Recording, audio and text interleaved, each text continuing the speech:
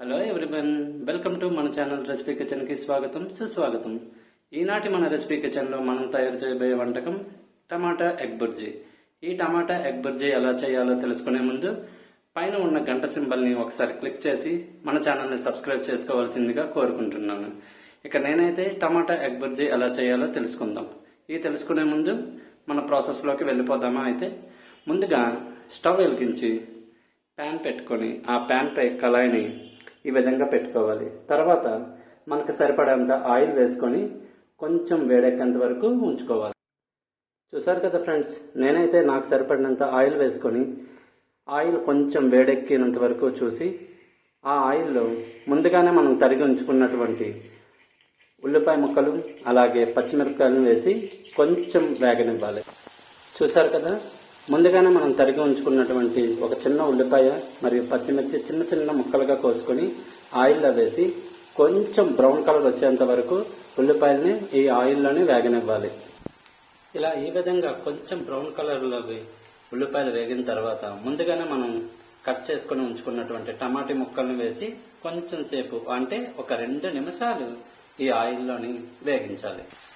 ఈ విధంగా టమాటీ ముక్కల్ని వేసుకున్న తర్వాత కొంచెం కరివేపాకు ఒక 5 నుంచి 10 రెబ్బలు తీసుకొని దీంట్లో వేసుకోవాలి.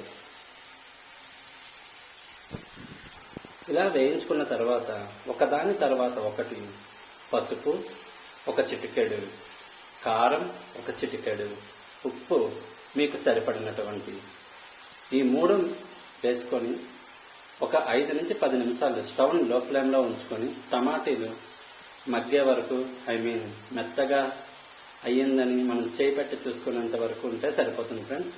ఆ విధంగా చూసుకొని స్టవ్ని లో ఫ్లేమ్లో ఉంచుకొని ఈ టమాటీలని మగ్గించుకోవాలి. ఇలా ఈ విధంగా మెత్తగా టమాటీలు మగ్గాక ముందుగా మనం గుడ్లను పగలగొట్టి ఒక బౌల్లో తీసుకొని ఉంచుకున్నటువంటి ఎగ్ ఏదైతే ఉందో దాన్ని ఈ టమాటీ రసంలో యాడ్ చేసుకుందాం.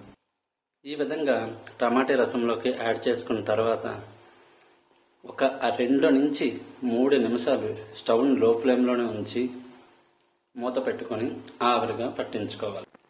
ఇలా 2 నిమిషాలు అయిన తర్వాత గరిటతో ఒకసారి మొత్తం అంతా కలుపుకొని స్టవ్ని హై ఫ్లేమ్లో ఉంచి ఒక 2 నుంచి 3 నిమిషాలు ఉంచుకొని గరిటతో కంటిన్యూస్గా తిప్పుతూ ఉండాలి. చూసారు కదా ఫ్రెండ్స్, ఇలా 2 నుంచి 3 నిమిషాలు హై ఫ్లేమ్లో ఉంచుకొని కలుపుతూ ఉంటే దగ్గరగా ఎగ్ మరియు టమాటో 2 మిక్స్ అయిపోయి చూడడానికి ఎంతో కలర్ఫుల్గా ఉంది కదా. ఈ కలర్ఫుల్ ఎగ్ బుర్జీకి కొంచెం గార్నిష్గా కొత్తిమీర యాడ్ చేసుకుందాం.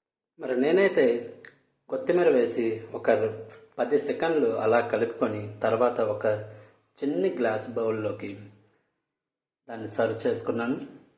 ఈ టమాటా ఎగ్ బుర్జీ అయితే చాలా వెట్గా ఉంటుంది ఫ్రెండ్స్, డ్రై అనేది అవ్వదు. మీరు రోటీలో కానీ వేడి అన్నంలో కానీ లేదంటే నైట్ టైం టిఫిన్ తీసుకున్నా సరే ఏ విధంగానైనా సరే ఈ ఎగ్ బుర్జీ చాలా ఉపయోగపడుతుంది. ఇంకెందుకు ఆలస్యం, మీరు కూడా ట్రై చేయాలనుకుంటే వెంటనే నా వీడియో చూసి మీ యొక్క వంటని పరిపూర్ణం చేసుకోండి. Bye bye.